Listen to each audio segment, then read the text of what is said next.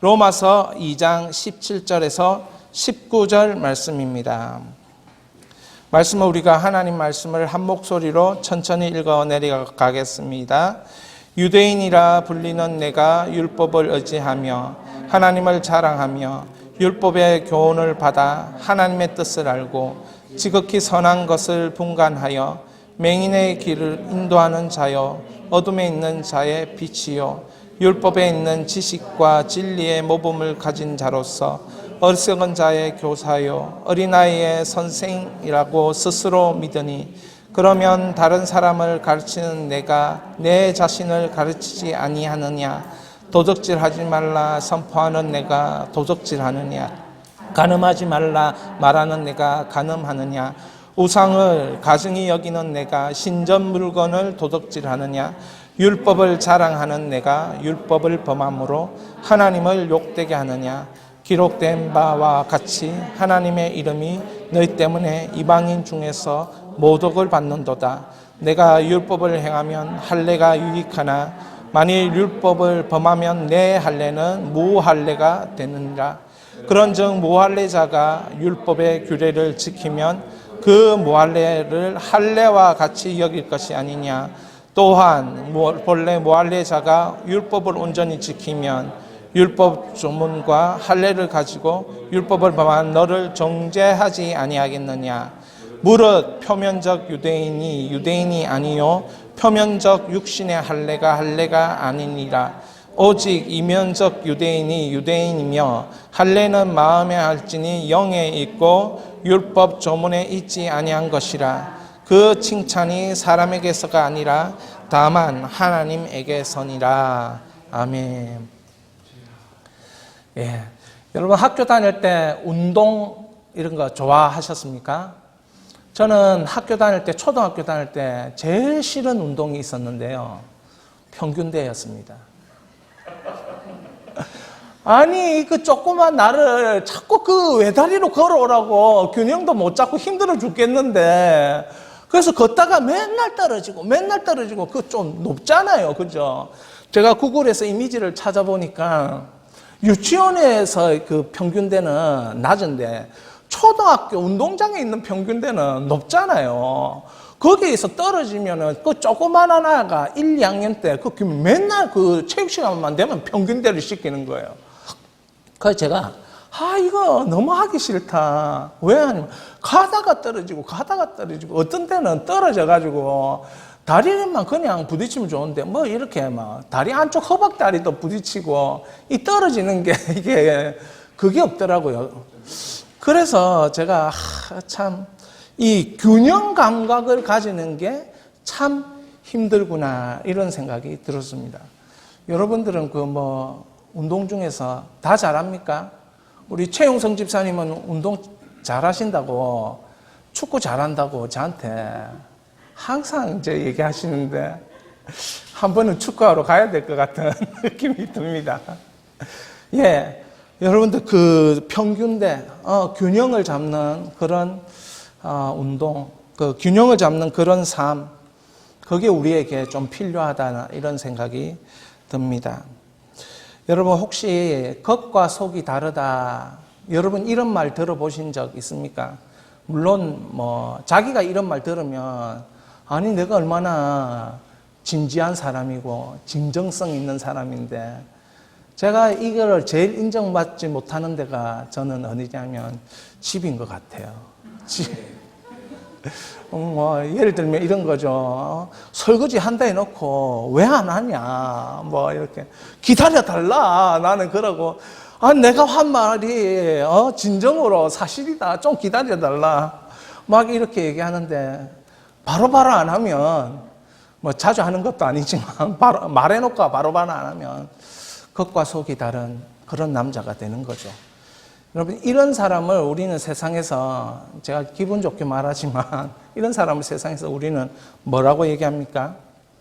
위선자다 이렇게 얘기하죠. 위선자다. 여러분 세상에는 겉과 속이 다른 사람이 참 많습니다. 자기의 내면을 드러내었다가는 손해보기가 참 딱 맞기 때문에 인간관계에서는 먼저 자기 내면을 이렇게 보여주는 사람이 뭐 하는 사람입니까? 이 지는 사람이거든요. 그래서 절대로 이 딜을 하거나 뭘 할 때도, 이 대화를 할 때도 이 관계 가운데 정말 친밀하지 않은 사람들은 자기 속마음을 잘 얘기하지 않습니다. 겉은 굉장히 환영하고 굉장히 부드럽고 그렇지만 속은 이 다른 생각하는 사람들 많습니다. 저는 그런 의미에서 그리스도인을 좋아합니다. 그리스도인은 겉과 속이 같아야 되는 사람이고 그런 사람이 많은 곳이 그리스도인이다는 생각이 듭니다. 제가 같이 하는 일터 예배 거기에서 물어봤습니다. 혹시나 복음을 부끄러워한 적이 있습니까? 예수님을 부끄러워한 적이 있습니까? 이렇게 물어보니까 그분이 한 분이 하시는 말씀이 예수님이나 복음은 부끄럽지 않는데 교회는 가끔 가다가 부끄럽다면서 막 그렇게 얘기하는 거예요. 여러분도 혹시나 그런 마음 있으시면 그래서 여러분들이 교회에 사람 못 데리고 오는 것입니다. 그 사람이 왜 그렇게 얘기했냐면 한창 정치적 우파 좌파 이렇게 할 때 막 이 교회에서 막 들고 나 광화문에서 막 이렇게 손 흔들고 막 떼거지로 모여가지고 막 그거 하는 거 보면서 욕설도 섞어가면서 막 하는 거 보면서 교회가 저렇게 해야 되나 꼭 뭐 이러면서 교회가 부끄러웠다라고 그렇게 얘기하더라고요. 여러분 예수님을 믿는다는 것은 겉과 속이 같아야 되죠. 정말 외면이 부드러우면 내면도 부드러워야 하고 외면이 정직하면 내면도 정직해야 되는 거예요. 이 같이 가야 되지. 뭐 나는 세상에서 잘 살기 위해서 겉은 이렇게 하고 그리고 속은 이렇게 손해를 안 보기 위해서 속은 이렇게 하고 이렇게 한다면 이게 겉과 속이 다르다. 그러면 이런 거 밝혀지면 결국 뭐합니까? 위선자다 이런 소리 듣는 거예요. 정치인들이 그런 소리 제일 많이 들을 확률이 높습니다. 선거 때만 되면 잘하겠다 하지만 뽑아주면 또 다르게 이제 변심하는 경우가 종종 있기 때문에 그렇습니다. 권력이 주어지면 이 권력 안에서 이제 처음에 초심이 아니라 권력을 이렇게 잡으면서 마음들이 많이 변하더라고요. 힘이 생기면 겉과 속이 달라지는 것 같더라고요. 그리고 또 이렇게 돈이 좀 생기면 그 사람이 겉과 속이 또 달라지는 것. 그래서 우리는 참 이 겉과 속의 이 진실함을 가지는 게 참 쉽지 않은 것이다. 하나님의 율법도 가만히 생각해 보면 그런 것 같아요. 겉과 속을 같이 하라 이런 내용이 있는 것 같습니다. 72페이지를 넘어서 보면 두 번째 이 하나님의 율법의 기준에서 생각할 때에 유대인이라는 단어가 그 속에 뜻이 있는데요. 유대인이라는 단어 속의 뜻은 뭐라고 합니까? 칭송과 찬송이라는 뜻이 그 속에 포함되어 있습니다. 참 누가 지었는지 몰라도 기가 막히게 지었다, 그죠? 칭송과 찬송과 찬양이라는 그 내용이 유대인이라는 그 단어 뜻 속에 있는 것입니다. 그러니까 유대인들은 하나님이 세 가지를 주셨기 때문에 확신을 가지고 자랑스러워 했다는 거예요. 자, 세 가지가 뭐냐면은 우리 세 가지 한번 읽어보겠습니다. 언약, 할례, 율법. 이 세 가지를 받았기 때문에 유대인은 이 마음속에 확신과 자랑스러움이 있습니다. 여러분 금메달을 획득하면 어떻습니까? 올림픽에서 금메달을 획득하면 이게 자랑스러워요. 그리고 다음 내가 운동을 하면서도 확신이 있죠. 내가 더 잘할 수 있을 것이다. 뭐 유도에서 동메달을 딴다든지 은메달을 따면은 올림픽에서 4년 뒤에는 내가 좀 더 열심히 하면 금메달도 딸 수 있겠구나. 이런 확신이 있어요. 그러면서 우리에게 뭐가 찾아오냐면 우월감이 찾아와요. 자신감이 찾아와요. 그리고 가치로운 인생이다. 나는 이런 생각을 하게 되는 거예요. 하나님이 유대인들에게 언약과 할례와 율법을 주셨기 때문에 이 사람들이 어떤 마음을 가지냐면 나는 하나님이 나를 선택하셨다. 그래서 다른 사람보다 내가 더 뛰어날 수 있다. 이런 믿음을 가지는 거예요. 그래서 유대인들이 과학자들 중에서든지 유대인들의 자녀들 중에서 하면 그런 생각들, 니는 못해, 니는 어려워, 네 인생은 힘들 거야. 이게 아니고 네 인생은 하나님이 도와주셔. 하나님이 너의 방패가 되셔. 하나님 너에게 도와주실 때 합력하여 선을 이루셔. 네가 약한 것이 있어도 하나님은 의롭게 인도하시고 너를 축복하셔. 이런 식으로 믿음의 말들 자꾸 한다는 거예요. 왜 그러냐 하면 언약과 할례와 율법을 주셨기 때문에 그런 것입니다.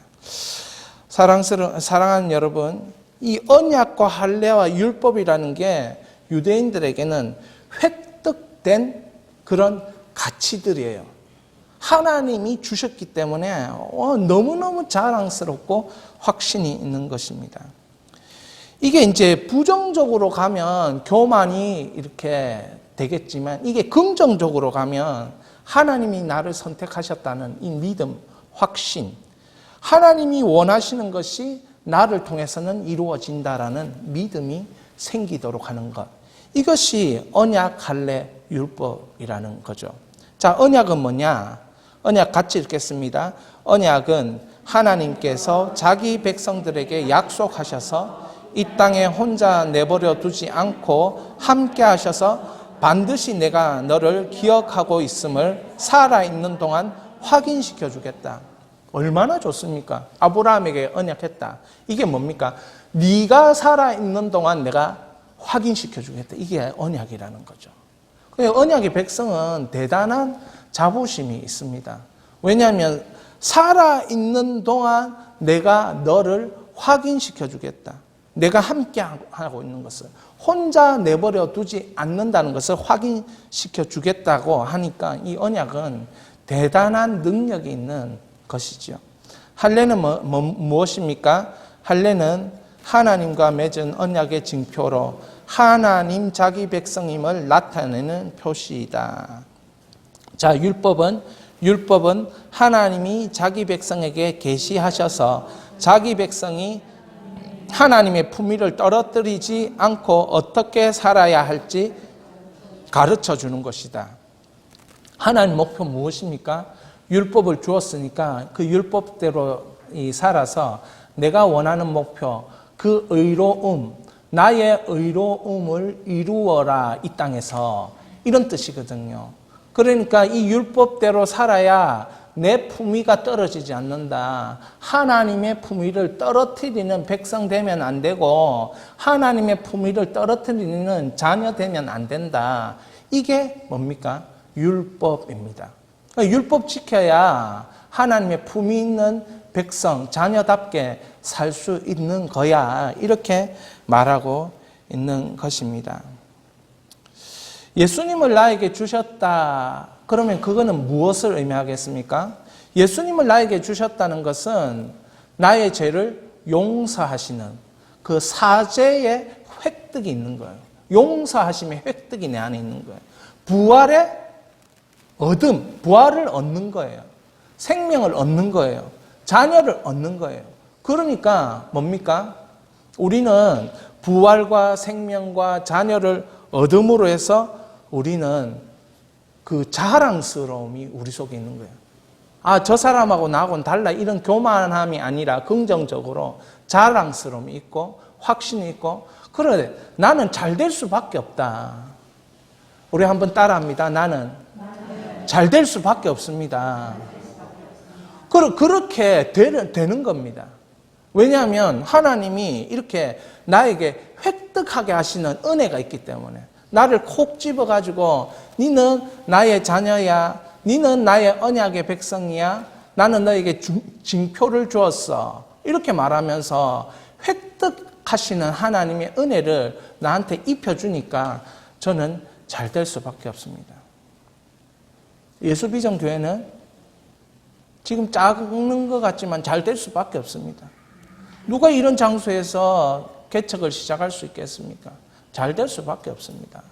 뭐 제가 뭐 이 장수하면서 재정이 들어가는 것도 아니고 잘 될 수밖에 없습니다. 하나님이. 근데 이게 사람의 그 마음이 막 조변석게 하는 것을 참 많이 느낍니다.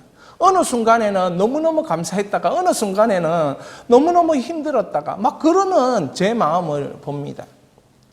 그렇지만 하나님은 저에게, 여러분들에게 긍정을 좀 가져라.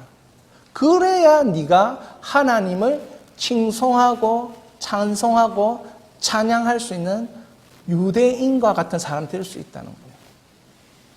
부정하면 절대로 하나님을 칭송하고 찬양하고 찬송할 수 없는 거예요.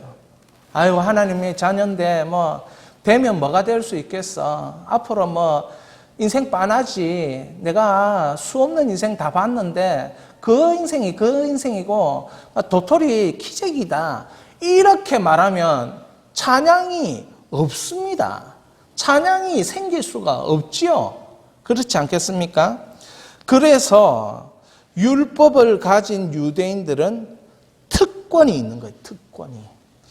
자, 어떻게 그 특권이 있느냐. 17절에서 20절까지 그 유대인의 특권을 한번 읽어보겠습니다.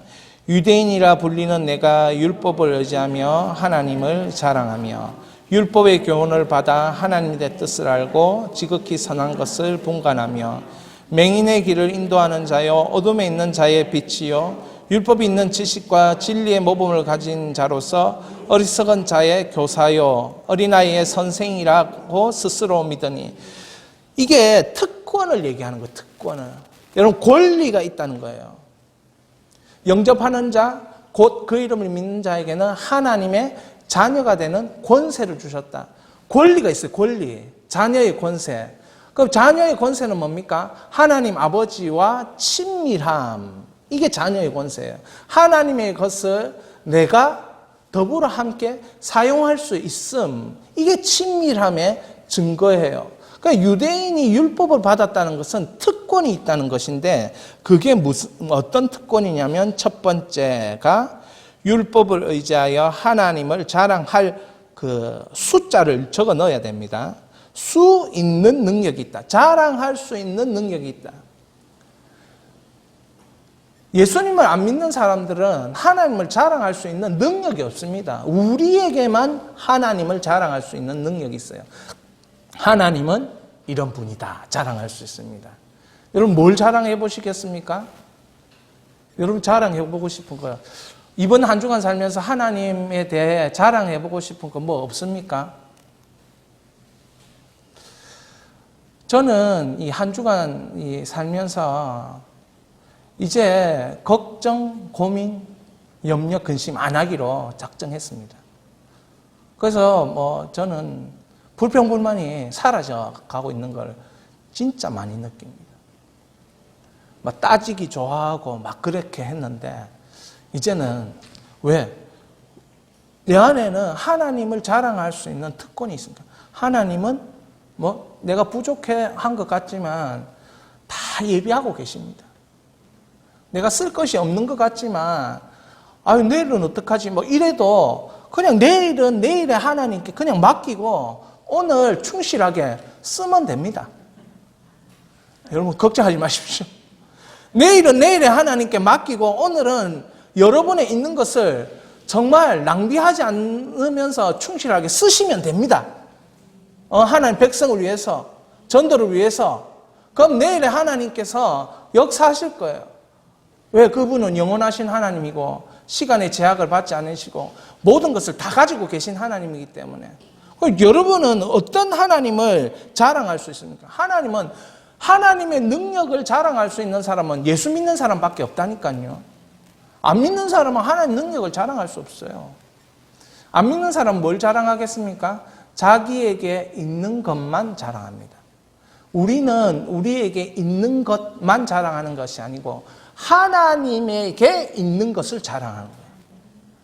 그러니까 이건 예수님을 믿는 것은 탁월한 삶이다.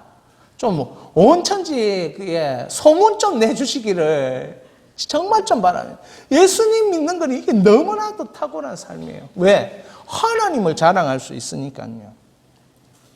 두 번째 같이 읽습니다. 율법의 교훈 때문에 하나님의 뜻을 알고 지금 선한 것을 분별할 수 있다. 와, 누구든지 이렇게 살면 얼마나 좋겠어요, 그죠? 지금 선한 것을 분별할 수 있대요. 뭐가 있으면? 하나님의 말씀에 대한 지식이 있으면 지금 선한 것이 뭔지, 지금 하나님이 원하시는 길이 뭔지 선택할 수 있답니다. 자, 세 번째, 하나님이 원하시는 빛의 길로 자신들은 인도함을 받는다. 인도함을 받는다입니다. 인도하신다 이렇게 말할 수도 있지만 받는 거예요. 하나님 나에게 주시는 거예요. 빛의 길로. 여러분, 율법을 받은 하나님 백성 된다는 것은 빛의 길로 자신들은 인도함을 받는 거예요. 그 다음에 네 번째, 지식과 진리의 본을 보여 어리석은 자의 교사와 선생이 될 수 있다. 어리석은 자의 교사와 선생이 될 수 있다. 이렇게 이 네 가지를 할 수 있어야 하나님을 찬양하고 칭송하고 찬송할 수 있습니다. 이 네 가지를 할 수 있어요. 이 네 가지가 안 되는데 하나님을 찬양하고 칭송하면 하나님이 조금 고개를 흔드십니다. 이건 아닌데, 목소리는 좋은 것 같은데, 목소리는 좀 좋은데 내용이 좀 없네. 이렇게 되는 거예요.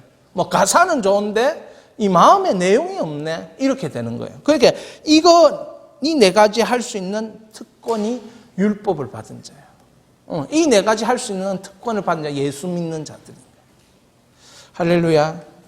여러분, 이렇게 사시기를 주의 이름으로 축복합니다. 이것이 되지 않으면 비판을 받게 되어 있어요. 왜 기독교가 부끄럽다 그 말을 한 사람은 왜 부끄럽겠습니까? 이게 안 되니까 부끄러운 거예요. 왜 이거 안 되면서 나와서 그렇게 하냐는 거예요. 세상 사람들도 우리가 이거 되면 세상 사람들도 우리를 더 만나고 싶어하고 더 교제해보고 싶어하고 더 기대해보고 더 한번 모든 것을 해보고 싶어하지, 안 그렇겠습니까? 그 사람들에게 하나님이 자랑하는 능력이 있고 그 능력이 나타나는데, 선한 것이 분별이 되는데, 항상 그들의 삶에는 빛의 길이, 빛이 비추고 있는데 세상 사람들이 부럽지요. 왜 그렇게 되냐? 니는 어리석은 자들을 잘 인도하는 교사고 선생인데 그 사람들 만나서 도움 좀 받고 싶지 않겠습니까? 점집에 찾아가가지고 네 앞으로 앞날이 이렇게 되고, 이런 사람보다 우리가 더 능력 있는 사람 아니겠습니까? 그러니까 이것이 실천하는 사람이 되어야 제대로 된 유대인이라는 것이에요. 성경 그렇게 얘기합니다. 밑에 한번 같이 읽겠습니다. 그래서 이 네 가지 권한과 능력을 가진 자가 유대인이라는 자아 충만이 있었다. 이게 나쁜 게 아닙니다. 유대인은 이런 자의식을 갖고 살도록 몇 천 년 동안 다루심을 받은 거예요. 막 이게 국가가 무너지고 포로가 되고 뭐 이렇게 성전이 무너지고 막 그렇게 하는 것 같지만, 이런 자아식 의식을 가질 수 있도록 하나님이 계속 여러분들도 이런 자의식을 가질 수 있도록 하나님이 훈련시키고 있어요, 사실은. 근데 이게 이제 조금 잘못 나가면 교만이 될 수도 있고. 근데 이 자의식이 충만해지면, 이걸 다른 말로 하면 성령 충만인데, 이 성령 충만이 충만해지면 율법을 가지고 있다가 뭐냐면은 재앙을 막아줄 방패가 있다. 이 뜻이거든요. 그러니까 하나님이 율법대로 살면 절대로 내 인생에 재앙 주지 않는다라는 이런 믿음이 유대인들에게는 있었던 거예요. 그렇지 않겠습니까? 이렇게 하나님 주신 대로 사는데 하나님 나를 못 살게 한다든지 나를 힘들게 한다든지 하나님 나를 진노하신다든지 이런 건 있을 수 없는 거죠. 우리 73페이지에 한번 보겠습니다.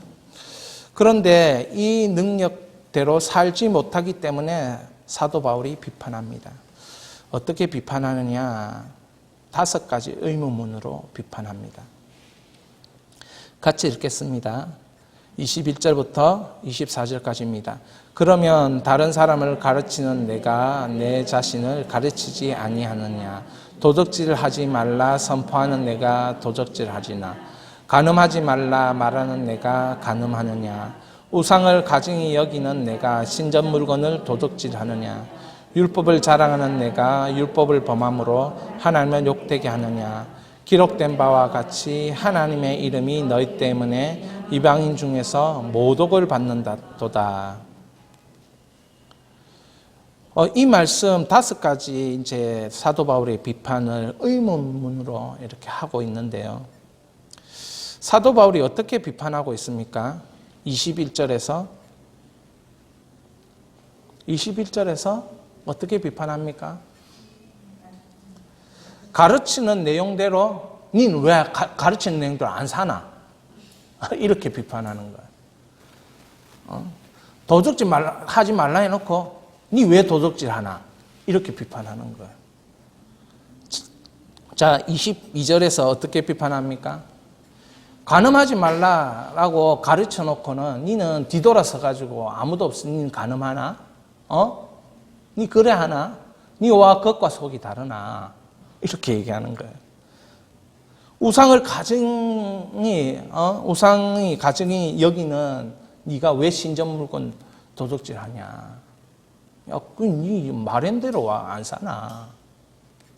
사도 바울이 계속 그 비판하죠.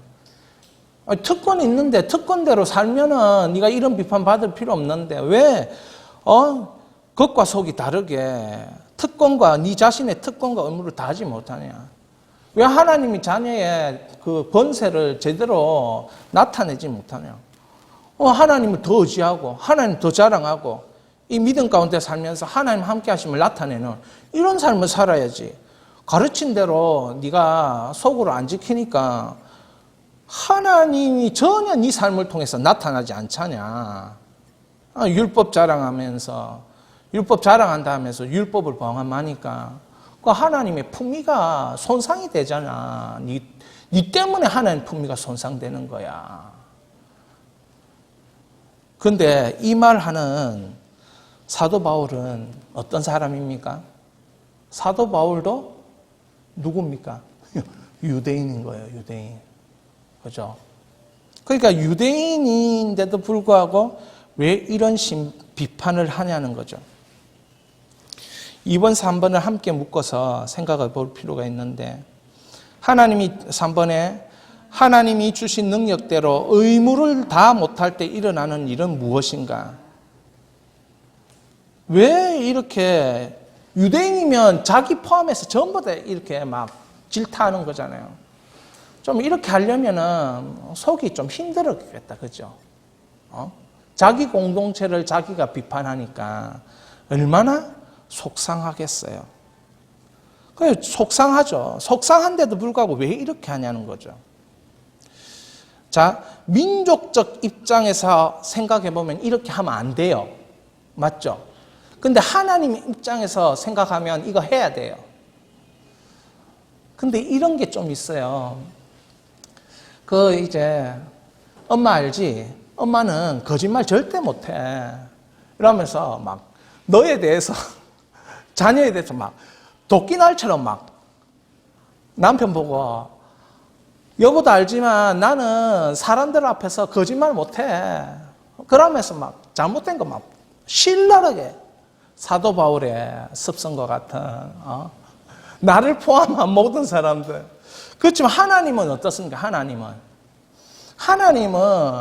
그렇게 하지 않으세요. 하나님은 아들을 주셔가지고 아들 희생시켜가지고 이렇게 끌어안는 그런 하나님은 그렇게 일을 해나가시죠.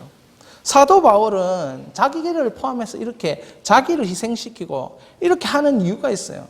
지금 도에 지나친 모습 때문에 그래요. 도에 지나친 모습들. 하나님 입장에서 볼 때 이게 너무 도에 지나친 거예요. 자, 하나님이 주신 능력대로 의무를 다하지 못하면 23절 하나님을 어떻게 합니까? 욕되게 하고 우리의 의무를 다하지 못하면 이방인 중에서 모독을 받게 한다면. 여러분 모독 받아봤습니까? 모독. 괴로움을 당해봤습니까? 다른 사람을 통해서 수치스럽다 이런 경험 해봤습니까? 모독을 당하면 고통스러워요. 와, 내 진정성을 너무 몰라준다 이러면서 우리 사람은 다 그렇습니다. 억울하죠. 모독을 당하면. 근데 이 나를 더럽히는 내 이름을 더럽히고 그럼 뭐 이것 가지고 명예훼손했다면서 고소한다 아닙니까 요즘은. 그 얼마나 고소가 난무하는 세상인지 우리가 살고 있는 시대가 현대화되고 더 현대화되고 지성이 더 이렇게 깨어지면서 더 일어나는 게 서로를 비판하고 서로를 고소하고 왜? 내가 모독당했다는 거예요. 하나님을 모독하는 거 있을 수 없는 일이죠. 그러면 내가 모독당하면 진짜 있을 수 없는 일인데 하나님이 모독당했으니까 이 사도 바울은 못 참는 겁니다. 진짜 예수 만난 사람은 참을 수가 없어요. 하나님이 모독당하면. 그래서 저는 이렇게 정리를 좀 하는데 우리 같이 읽어보겠습니다. 하나님을 욕되게 하는 사람은 하나님을 몰랐던 사람이 아니고 하나님을 알았던 사람이고 하나님의 계시를 받았던 사람이고 하나님의 약속을 받았던 사람이고 하나님이 선택한 사람이 하나님을 모독하고 있다는 사실에 여러분 이겁니다. 이거. 지금 누가 하고 있습니까? 율법을 모르는 사람이 아니고 율법을 아는 사람이 하고 있고 언약을 해주셔서 이 네 삶 중에 내가 너와 함께 할게 보여주겠다 그런 은혜가 있었던 사람이 이렇게 한다는 거죠. 그러니까 그냥 이 뭐 문서 쪼가리 하나 주고 네 이거 지켜야 돼 이게 아니잖아요. 지금 우리 하나님은 문서를 돌판 주고 네 이거 지켜 모세를 통해서 안 지키면 큰일 나. 이런 어떤 계약 문건 하나 주고 그게 아니잖아요. 언약을 해서 그 삶의 생애 동안 지켜주고 보호해주고 함께 해주고 위험한 것으로부터 안전하게 해주고 속임으로부터 이 건강하게 해주고 이렇게 해줬는데도 불구하고 이것 하나 안 해주니 하나님이 참 마음이 힘든 거예요. 답답한 거죠. 제가 이거에 대해서 좀 적었는데 한번 적은 대로 여러분에게 읽어 드리겠습니다. 오늘 바울 사도가 우리 시대에 살고 있다면 하나님이 계신 성경을 알고 있는 우리의 모습에 대해서 어떤 비판을 했을까 이런 생각을 해보게 됩니다. 여러분 상상이 되지 않습니까? 사도 바울은 거침없이 오늘 이 시대에 살았다면 성경을 가지고 있는 우리 교회를 향하여 거침없이 비판했을 것입니다. 가장 첫 번째 비판의 대상은 누구였을까? 저는 이 설교를 준비하면서 목사였을 것이라 저는 개인적으로 생각합니다. 여러분 그렇다고 해서 목사를 너무 나쁘게 보시지 마시기를 바랍니다. 제가 스스로 잘못했다고 인정하는 것이지 여러분이 저를 대놓고 그래 네가 잘못했다. 네 때문에 한국교회가 어렵다. 그렇게 얘기하지 마시기를 부탁드립니다. 그런데 그 다음이 누구냐는 거예요. 그 다음이 여러분이 생각하는 사람, 그 다음 사람이 하나님을 모독하는 거예요.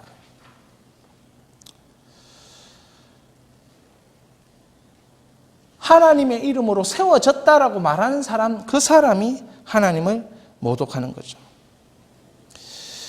우리 때문에 하나님의 이름이 더럽혀지고 욕되게 되는 이 사실을 우리는 지금 모르고 있는 거예요. 무감각이라는 그런 영적 무감각의 상태에 있기 때문에 사도 바울이 이렇게 칼을 들고 일어난 거예요. 사도 바울이 유대인인데 자기를 포함한 사람들에게 이렇게 비판하고 싶었겠냐는 거죠. 그렇기 때문에 이런 비판을 하는 이유는 이런 영적 무감각에서 뛰쳐나오라는 것입니다. 이쯤에서 자신을 돌아보면 내가 해야 할 것이 무엇인지 여러분 감이 오셔야 됩니다. 여러분이 해야 될 게 뭐냐? 영적 무감각을 여러분 어떻게 하셔야 되겠냐는 거죠. 율법의 목표는 하나님의 의를 이룸입니다. 이룸. 그런데 그 율법의 목표대로 하나님의 의를 이루지 못하기 때문에 예수 그리스도의 의로 우리를 덧입혀 주시는 거예요. 그래서 이제는 하나님이 우리를 의롭다고 칭의 인정해 주시는 그 사건이 십자가 사건이라는 거죠. 자, 그러니까 율법의 목표를 이룰 수 없기 때문에 그걸 경험한 우리는 뭘 해야 되겠냐는 겁니다. 뭘 해야 되겠냐. 맞습니다. 회개를 해야 되죠. 회개를. 자, 마지막으로 바울 사도의 진단입니다. 74페이지. 같이 말씀을 우리 로마서 2장 25절부터 29절까지 말씀을 천천히 읽겠습니다. 내가 율법을 행하면 할례가 유익하나 만일 율법을 범하면 내 할례는 무할례가 되느니라. 그런즉 무할례자가 율법의 규례를 지키면 그 무할례를 할례와 같이 여길 것이 아니냐. 또한 본래 무할례자가 율법을 온전히 지키면 율법 조문과 할례를 가지고 율법을 범하는 너를 정죄하지 아니하겠느냐. 무릇 표면적 유대인이 유대인이 아니요 표면적 육신의 할례가 아니니라. 오직 이면적 유대인이 유대인이며 할례는 마음에 할지니 영에 있고 율법 조문에 있지 아니한 것이라. 그 칭찬이 사람에게서가 아니요 다만 하나님에게서니라. 아멘. 하나님은 오늘 사도 바울을 통해서 이런 진단을 내립니다. 여러분, 진단하는 이유가 뭡니까? 고치기 위함이에요. 우리 병원 왜 갑니까? 병이 있으면 진단받고 이걸 약을 처방을 받든지 내지는 뭐 이렇게 치료를 하든지 수술을 받든지 이렇게 하지 않습니까? 사도 바울이 이런 진단을 하는 것은 고쳐주기 위함이에요. 더 잘되게 하기 위함이죠. 자, 25절에 할례 받은 사람은 누굽니까? 25절에서 율법을 행한 사람이 할례 받은 사람이에요. 사도 바울이 볼 때는 그냥 이 몸에다가 이 할례 하는 게 이게 할례가 아니고 율법 행하면 그 사람 할례 받은 사람인 것이죠. 율법을 범하면 유대인이 어떻게 됩니까? 무할례자가 되는 거예요. 그러니까 하나님 백성이 아니다가 된다는 거예요. 하나님 백성이 아니다. 자, 26절에 무할례자가 누구인가? 무할례자가 누구인지 이제 아는 겁니다. 무할례자는 율법을 안 지키는 사람이죠. 4번에 율법을 지키면 이방인이 어떻게 됩니까?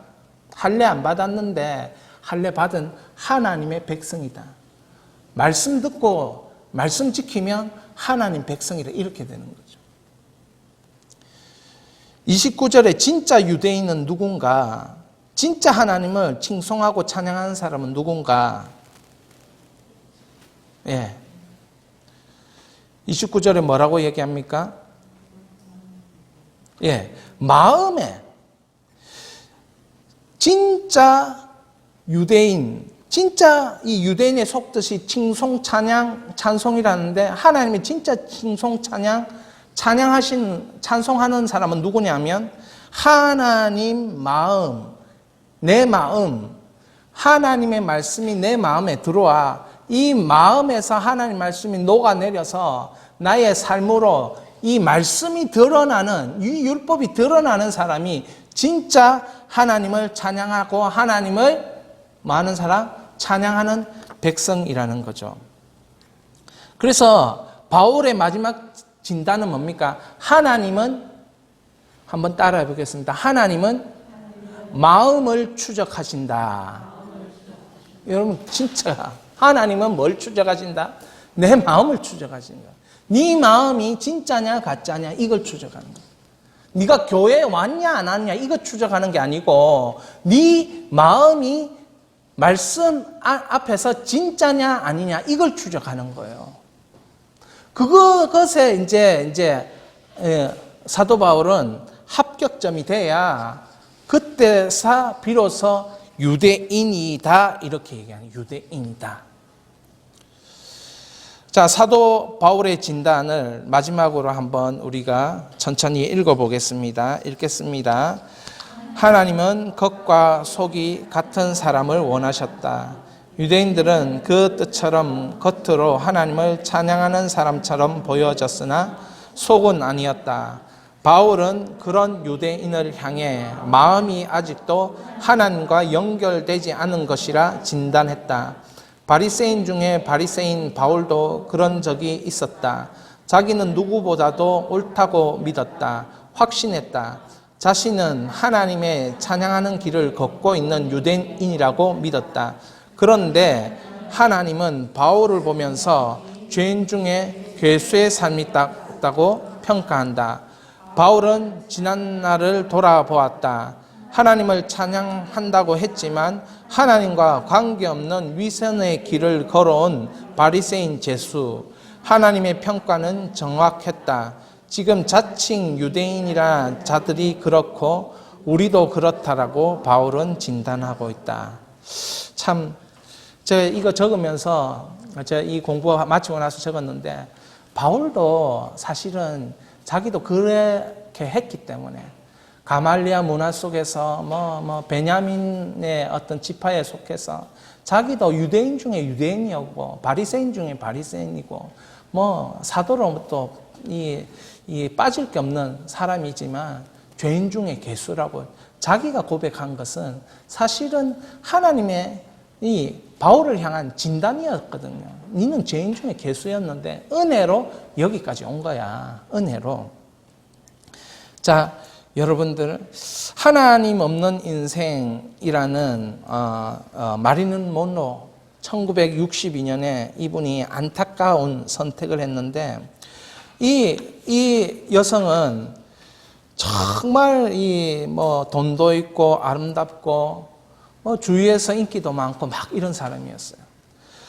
결국 그런데 이 미래도 그렇게 살 수 있을 것이라는 확신이 이 여인에게는 있었어요. 근데